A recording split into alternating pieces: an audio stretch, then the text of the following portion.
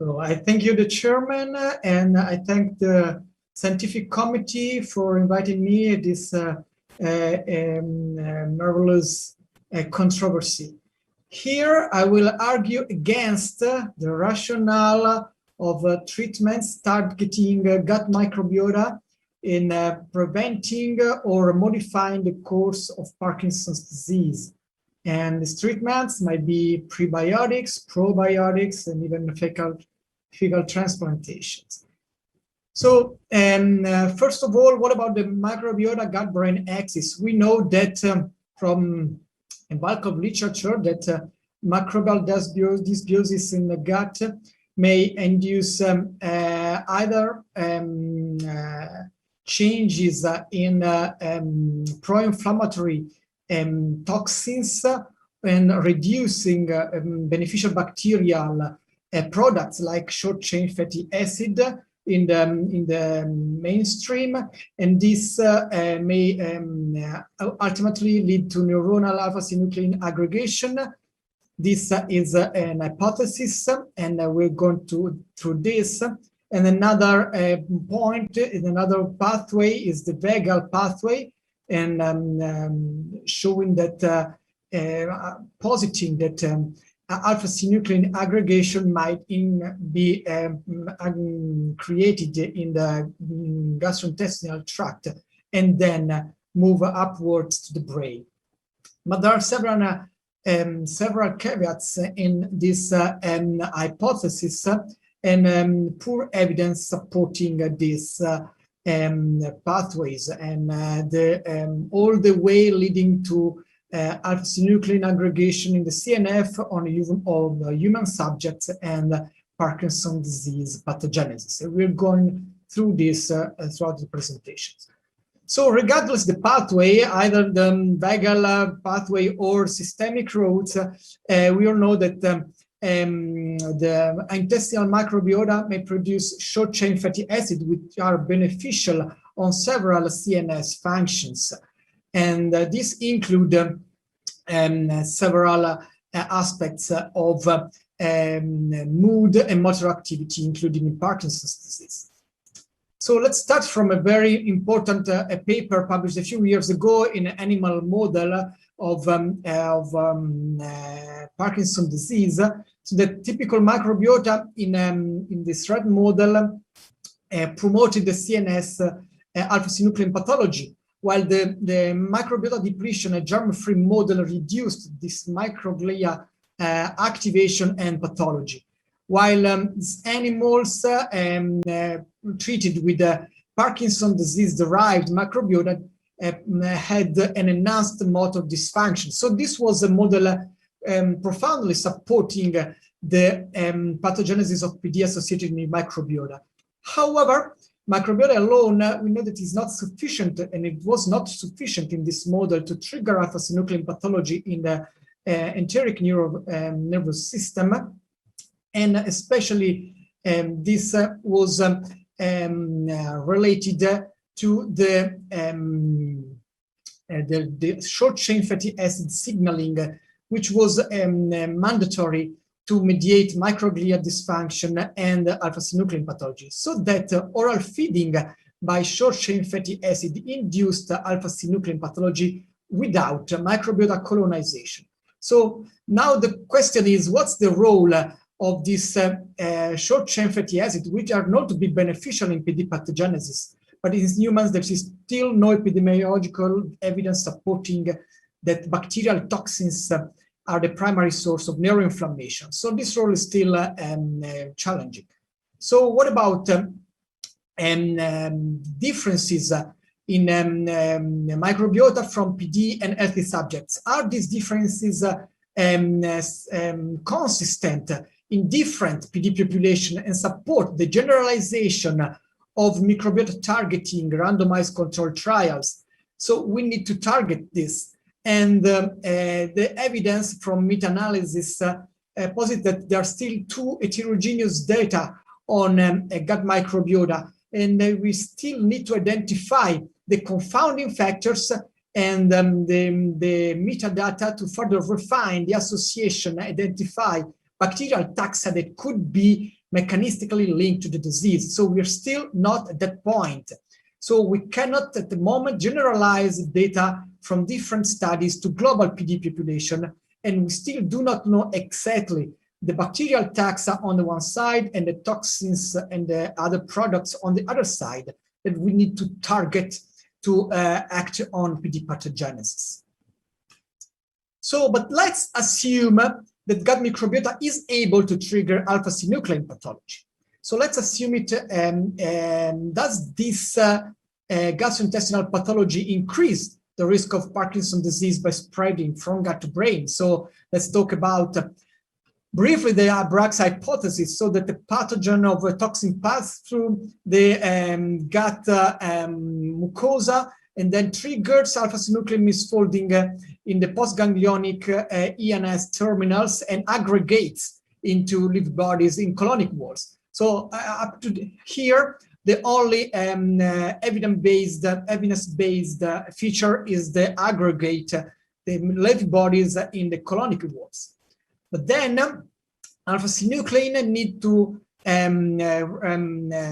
retrogradely propagate through the vagus nerve and reach the dorsal motor nucleus of the vagus nerve, and should reach the brainstem, and from the brainstem spread cell to cell throughout the CNS, or at least spread according to certain pathways, either rostrally or caudally. In this hypothesis, is the dorsal motor nucleus of the vagus is the first step, and to spread rostrally.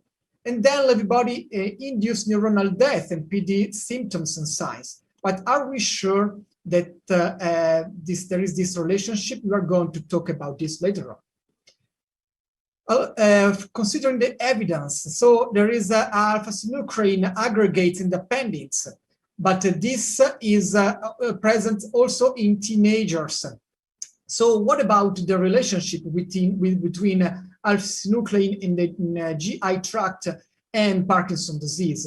So this is a long way from the presence of positive staining in early age of life and Parkinson's disease. Indeed, there is a conflicting results about the role of appendicectomy in the protection for Parkinson's disease.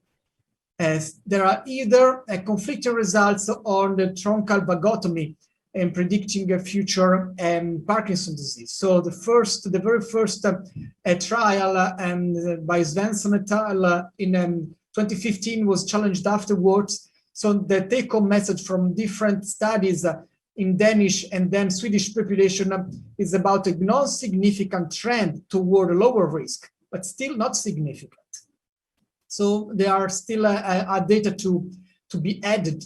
So in the rats, we were able to evidence that alpha-synuclein injected in the stomach can be transported in a time-dependent manner from the stomach through the vagus nerve to the dorsal motor nucleus of the vagus. So this is a very important point supporting the Bragg hypothesis. However, despite transportation in the dorsal motor nucleus of the vagus, there is still no evidence in this rat model of alpha-synuclein pathology and neuronal loss at this point. So what about other animal models? So in these other studies in rats and non-human primates, in rats there was a transient alpha-synuclein pathology in the brainstem only 1 month after the induction of alpha-synuclein pathology in the enteric nervous system, but there was no pathology at later time points. And considering also the clinical counterpart, there was just transient GI dysmotility. But more importantly, in non-human primates, this induction of alpha-synuclein pathology in the GI was not associated with brain alpha-synuclein pathology. So the evidence so far is that in animal models, persistent pathology in the enteric neuronal nervous system was not associated and did not result in a sustained spread to the central nervous system. So the challenge now is GI alpha-synuclein pathology able to travel through the vagus nerve in humans. So, but let's assume that it is possible. Let's assume that it will be demonstrated sooner or later. Is the dorsal motor nucleus of the vagus a mandatory trigger site for PD? Well, according to the Bragg's hypothesis, this is mandatory.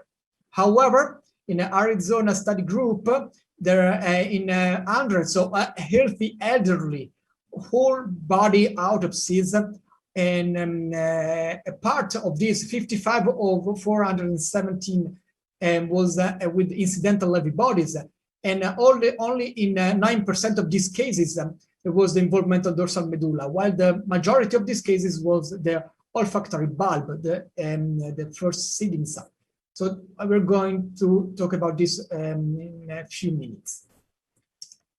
So the dorsal motor nucleus of the vagus is not necessarily involved, and there is no case in the whole Arizona group course of Levy body pathology in the enteric neuronal nervous system without the concomitant involvement of the CNS. So there are other reports of alpha-synuclein in the GI tract and not in the CNS, and this large cohort of subjects, these data are very strong and robust. So the involvement is still something that needs to be refined in humans. So the point is that maybe alpha-synuclein pathology may spread to the GI caudally from the brain. So from these evidences, we can have this hypothesis of spreading caudally from the brain to the enteric nervous system. This has been demonstrated recently in non-human primates and published on Brain in 2020. So this is the bidirectional routes of propagation from the enteric nervous system to the CNS and from the CNS caudally. And from this data, recently, Orseger and colleagues proposed that a dichotomy subtyping of Parkinson's disease into the body first PD and brain first PD. So in the body first PD, the first seeding site is supposed to be the gut, and then the alpha-synuclein spread through the vagus or through systemic routes up to the brainstem to reach the locus ceruleus and induce REM behavior, motor behavior disorders, and then reach the substantia nigra to induce Parkinsonism later on, and again later on evolve to the neocortex, to the limbic cortex and the neocortex. While in the brain first PD model, patients develop alpha-synuclein in the brain, and then it spreads caudally to induce neuronal loss in the substantia nigra. And in this second subtype, the brain first subtype, there is no involvement, no primary involvement of development of REM behavior disorder. And gut is involved as in the later stages. So in this case, we need to assume that the alpha-synuclein pathology can be triggered outside the CNS, so putting together of this data, and that spread caudally. And so this is a point arguing against treating patients with microbiota targeting treatments, because treatments can be generalized, but should be, according to this model, targeted at least the body first subtype. So if we want to design a randomized clinical trial, we need to identify who is the target. So is the body first Parkinson's disease subtype the right target? Is it not too late? We should move a little bit earlier in prodromal stage, for example. But still, we need to identify when, because Levy body in the GI are found 20 years before the onset of Parkinson's. And then how, as mentioned before, but which bacterial taxa or which products shall we target with the prebiotics, probiotics, or eventually with the fecal transplantation? So we should be careful in the rationale of these trials and solve these questions before moving forward, obviously. So this, but this model has been challenged because this is a cross-sectional study, it is a snapshot of the dynamic process. So this need to be validated in prospective studies.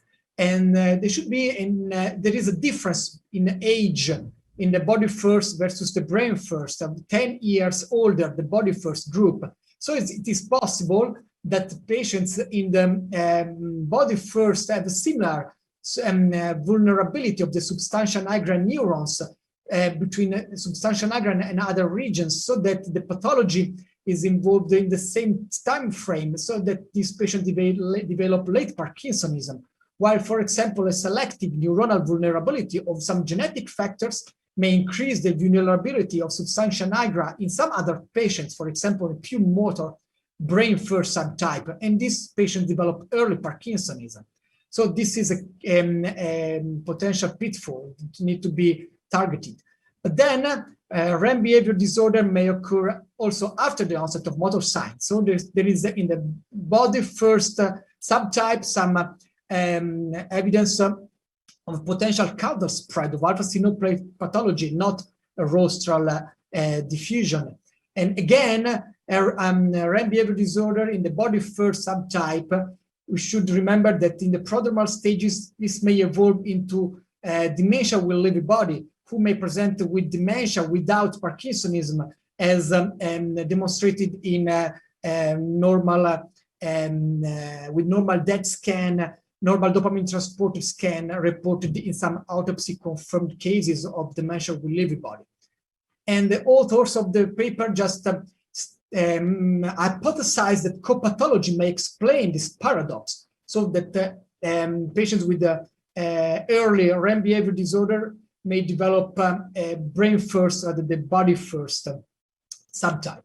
But again, co-pathology is the rule rather than the exception. For example, in the brainstem type of Lewy body disease, the pure alpha-synuclein pathology is about 50%, but this pure synucleinopathy reduces from 50% to 30% in the limbic Lewy body disease to less than 20% in neocortical Lewy body disease. So what about assuming that RBD may develop in DLB as an exception? I think that this is the rule and not the exception, as also mentioned by viewpoint by Roberto Cilia recently. So, but let's assume that the gut microbiota is able to trigger alpha-synuclein pathology, either by the vagus nerve of the systemic route. And let's assume that this alpha-synuclein pathology somehow spreads throughout the CNS. And we are even able to prevent alpha-synuclein pathology by modifying gut microbiota. So these assumptions are just provocative. So let's assume that we are able to demonstrate in the next future all these steps. Are we sure that preventing alpha-synuclein pathology will protect individuals from neurodegenerations, like Parkinson's disease or other alpha-synucleinopathy? So we know that there is still no correlation between Lewy bodies and neuronal loss. This is present in both in the enteric nervous system and in the central nervous system. So we know that the post-mortem studies of Brack's hypothesis are based on the conjecture that has cross-sectional, are based on the conjecture that the Lewy bodies would be followed by cell death. But we now know that about a half of PD brains are not consistent with the Brack's hypothesis. Still, we can assume that there is the body first versus brain first spreading, and this 50% may be the brain first subtype. And still, there is a poor correlation between the presence of Lewy body, both the spatial distribution of Lewy bodies and the severity of Lewy body pathology and neuronal death in the CNS. So there is still a question: what's the role of alpha-synuclein in Lewy body pathology in Parkinson's disease pathogenesis? So what if we target gut microbiota and we are able to reduce alpha-synuclein pathology in the GI, even though we assume that the GI pathology would be somehow predicting CNS pathology. So we are still not sure. So we need to answer this question before moving forward again.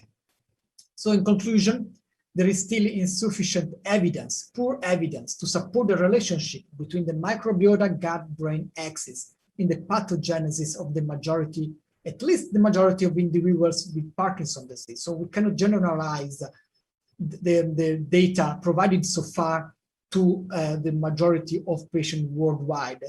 There is poor evidence supporting the rationale of randomized clinical trials on prebiotics, probiotics, and even more invasive, more strong treatment like the fecal transplantations.